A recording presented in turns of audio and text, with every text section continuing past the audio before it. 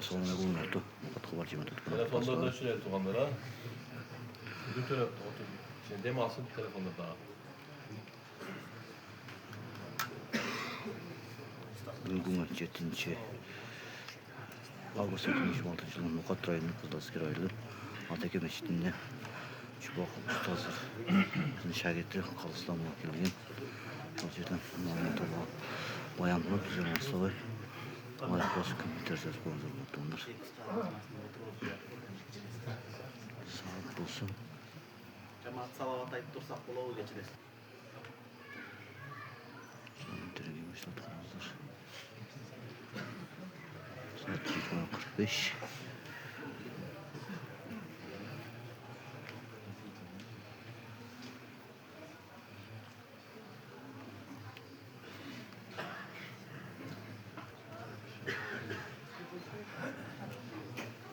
Bismillahirrahmanirrahim. Elhamdülillahi Rabbil alemin.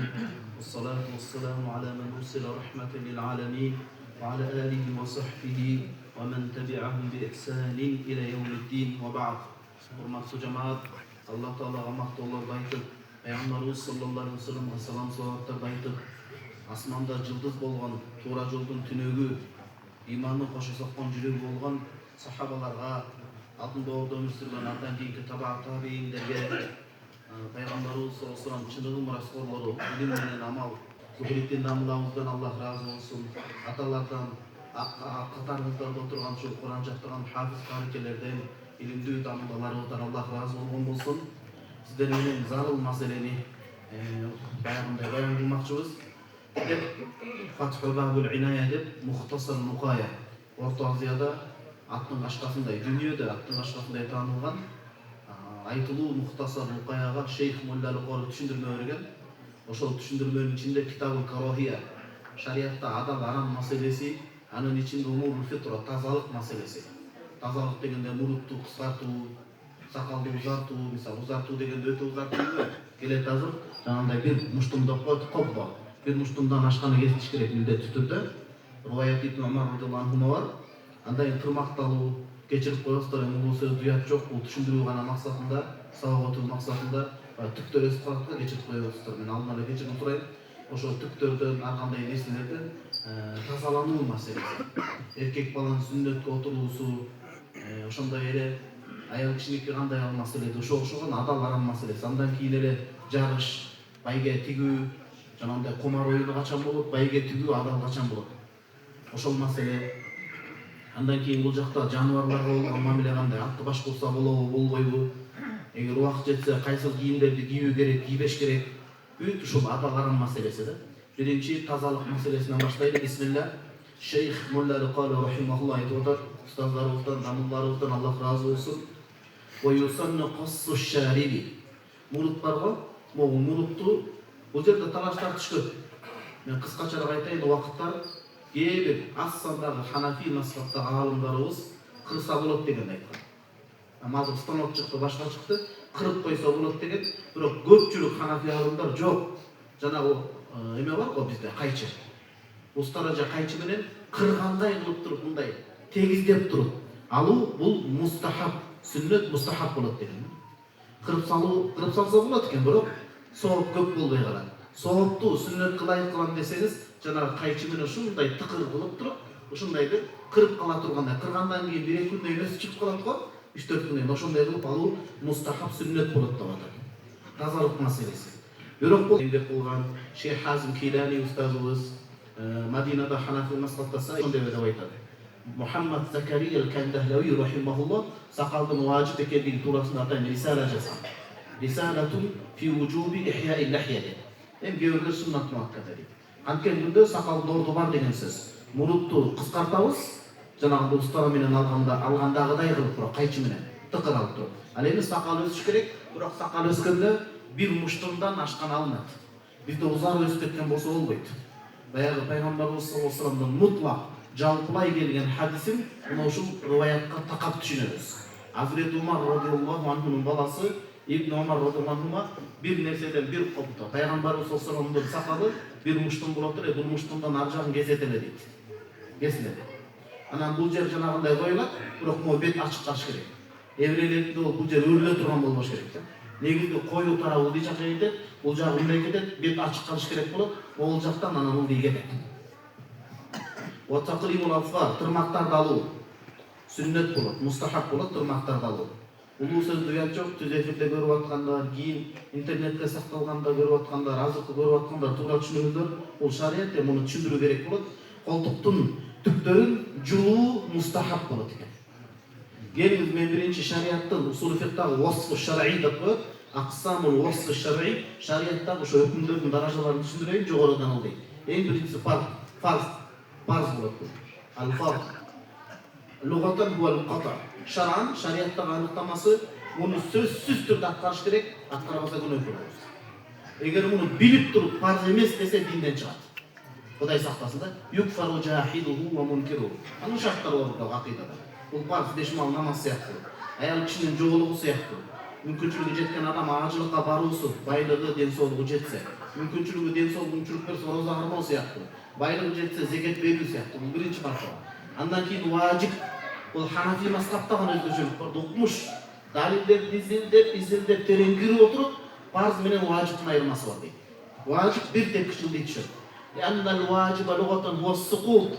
Анткени важиптин араб тилиндеги мааниси ылдый түшүү деген сөз. Демек бул фарздын даража мартабасынан бир тепкич ылдый түштү деген сөз. Муну аткаруу яжибу амалан ла i'tiqadan. Муну аткаруу милдет болот, фарз сыяктуу аткарыш керек. Болгон фарздан айырмасы, фарзды билип туруп чаңган адам имандан чыкса, муну чаңган адам динден чыкпайт. Лекиннаху юдаллал ва юфассак ва юбадда. Динден чыккан бидат, жаңылык киргизген күнөөкөр адам деп табылат. Мисалы, ала каулил имам, мазхаб башчыбыз имам Абу Ханифа рахимахуллахтын иштигатында, бүтүмүндө, иштигатында витр намазы важип болот. Шунчалык деңгээлде окулбай калса казасын өтөп бериш керек болот, 5 мал менен кошуп. Ошол витр намазыны имам Абу Ханифа рахимахуллахтын ою боюнча келип туруп жокко чыгара турган болсо, аладан күнөөкөр болот. Же болбосо садака фитр, айт намаздары. Аны жокко чыгара турган болсо, айт намаз жок, садака фитр берилбейт, жөнөкөй роза тутамын десе, аладан күнөөкөр болот. Бул важип. Важиптен кийин бекемделген сүннөт, 5 мал намаз сыяктуу. Пайгамбарыбыз саллаллаху алейхи ва саллям айткан: "Мен сабара", ким бекем тутуп окуса дейт. Ала финте ашрата рак'атан фил йом ва лейла. 24 сааттын ичинде бир күн бир түндө 12 рекет сүннөт намазды бекем кармап окуса, бул парыздан сырткары, важиптен сырткары. Баналлаху лаху байтан фил жанна, Аллах бейиштин төрүнөн ага үй берет дейт. Багымдактын 2 рекети, 5-ден 4 рекети, парыздан алды кийинки 2 рекет, шамдын бекемделген парызынан 2 рекет, уфтандын парызынан кийинки 2 рекет. Кошсоңуз 12 рекет чыгат. Бекемделбеген сүннөт асырдын убагы кирип азан айтылгандан кийин кооматка чейин 4 рекет окуу. Бекемделбеген сүннөт. Юкол тарих китепте Тарихул Хулафа деген китеп бар. Мен буюрса устаздарга салганга аракет кылайын. Жалалуddin Suyuti рахимахуллах ошол айтат: Мухаммадул Фатих, Константинополду исламга караткан Мухаммадул Фатих, ошол киши бир эле аскери менен намаз окуп калат да айтат: ким өмүрүндө асыр намазынын бекемделбеген 4 сүннөтүн каза кетирбеген адам иманга чыксын деп айтат. Карап көрсө өзүнөн башка татыктуу адам жок экен. Кайра өзү иманга чыккан. Көрдүңүзбү, адам баласы нафил, парыздан сырткары, важиптен сырткары амалдар нафилдин ичине кирип кетет, кошумча ибадаттар менен олиячылык даражага жетет. Дуасы кабыл болот, жаманчылыктан сактайт да. Демек бекемделбеген сүннөт, андан кийин мустахаб, мандуб дейт, маргубун фихи дейт, мустахаб амал. Пайгамбарыбыз саллаллаху алейхи ва саллям кээде аткарган, аткарсаңыз сооп табасыз, аткарбасаңыз сооптон куруп аласыз. Эмне үчүн пайгамбарыбыз саллаллаху алейхи ва саллям ошончо күчү болуп туруп, эрки, Аллах болгон сүйүүсү болуп туруп кээде аткарган десе, дайым аткарса важип болуп калат. А важип болуп калса биз аны аткара албай калабыз. Мустахаб намаздар. Мисалы эртең менен пайгамбарыбыз саллаллаху алейхи ва саллям айтат: "Якулу Раббу субханаху ва таала", Аллах таала айтат. Ишрок намазы бар го, амаллар, күн чыккандан кийин акан болот. Анан духа намазы бар. Ошол ишрок духа намазына тиешелүү кылып айтат: "Я ибн Адам", Аллахым айтып атат: "О адам баласы, солли фи аввалин нахари 4 ракаат, акфика ахираху". Эртең менен күн чыккандан кийин 4 рекет нафил намаз окуңуз, мустахаб нафил намаз. Духа ишрок намазын окуңуз, кечке чейин мен сени өзүм сактайм. Сен менин коргоомдо, сен менин көзөмөлүмдө болосуң. Жин шайтан сыйкырдан сактануу үчүн алымдар айтышкан, эртең менен эң биринчи амал 4 рекет намаз окуш керек. Нафил намаз бүткүл сыйкырдан сактап, Алланын коргоосунда, Алланын тынчтыгында, амандыгында болот. Бул мустахаб. Демек эми түшүндүңүз? Ва натфул ибити, жана шариаттын өкүмдөрүн санап келдик. Кечирип коесуздар, колтуктун түптөрүн, жүндөрүн кечирим сурайм алдына кырып салуу эмес, кырса боло берет негизи. Бирок кол менен жулуу мустахаб болот. Сооптуу болот. Анткени пайгамбарыбыз саллаллаху алейхи вассалам ошондой кылган. Эмне үчүн? Молдокелер мечитте отуруп убакыттын баарын жеп көрүп айтышымдын. Ушу менен көтөрүп атышат. Ооба, тазалык ушул жерден башталат. Адам тазалыгына көңүл бурбаса, коомдук жайларда унаанын ичине киргенде башка адамдардын жашоосун тозок айлантып ийиши мүмкүн. Тырмакчанын ичинде. Кыйнап коюшу мүмкүн. Демек, жанагы медицина азыр тастыктап атат, караңыз факыйхтердин сөзүн. Кырып койгондо эмес, жулганда көп нерсе түбү менен алынат да, көп убакытта барып чыгат. Жанагындай кечирип коесуз, эми атын айтпай эле коеюн, кырдан башталган колтуктагы жаманчылык оорулардын алдын алат дегенсиз. Бир мустахаб аткаруу менен жугуштуу жаман оорудан сактануу алдын алабыз деген сөз. Ислам дини тазалык үстүндө курулган. Эми уяктуу жер бар. Уяктуу жер дегенде билгениңиз, эркек менен аялдыкын билебиз, бирок бир кайталап коелу. Аурату роджул, ханафи мазхабта бизде эркек адамдын аурат уяктуу жери, Мен тахта сурра киндиктин астынан ila тахта рукбатей тизенин астына чейин. Демек эки тизе ауратка кирет бизде ханафи мазхабта. Футбол ойногондо, волейбол ойногондо, сууда сүзгөндө эки тизени жаабаш керек. Же күрөшкө чыкканда. تطفئ النظرة فإن لك الأولى وليست لك الآخرة. رواه الدارقطني. Hadiste келет, Ali. Gözün avratқа бірде түшіп қалса, сабақ үшін айтып отыр. Азыр алып қарайды деген сөз емес, сабақ үшін. Сенеттен башчы болот. Gözün арам жерге түшіп қалса, биринчи кокуктан түшіп қалғаны кечиримдүү, экинчи караганын сак эсептеп күнөө болуп жатат. Бул аялга да, эркекке да. Пайгамбарыбыз саллаллаху алейхи вассалам Азрет Алига бир хадисинде айткан, Али, бирөөнүн санын караба, өзүңдүн саныңды да көрсөтпө. Хайян ва майтан, тирүүлүк кезде да, кайтыш болгондо да. Бул аврат маселеси адамдын жашоосуна эле чектелбейт. Адам кайтыш болгондон кийин дагы кабырга коюлганга чейин улана берет. Ошон үчүн аял затынын авраты ушунчалык көп. Ва юсаджа кабруха, күн жаабаса дагы, жамгыр түшпөсө дагы, мөндүр жаап турбаса да, аял киши кабырга киргизип атканда үстүнөн тутайып, шешеп менен жаап турабыз. Денеси көрүнбөчү. Болбосо 5 кедин менен кепилдеп. Аял затынын денеси ушунчалык Аллах таала мартабалуу, шарафаттуу болуп койгон. Аял кишиники ва жамиу баданил хуррати ауратун илла вачха ва каффайха. Боштондукта аял, азыр кулчулук, күнчүлүк заманы жок. Аял затынын бүткүл денеси аврат, уяктуу жер болот, бир гана бети, анан эки кол. Бетин ачык жүрсө болот, эки колу маяка чейин ачык жүрсө болот.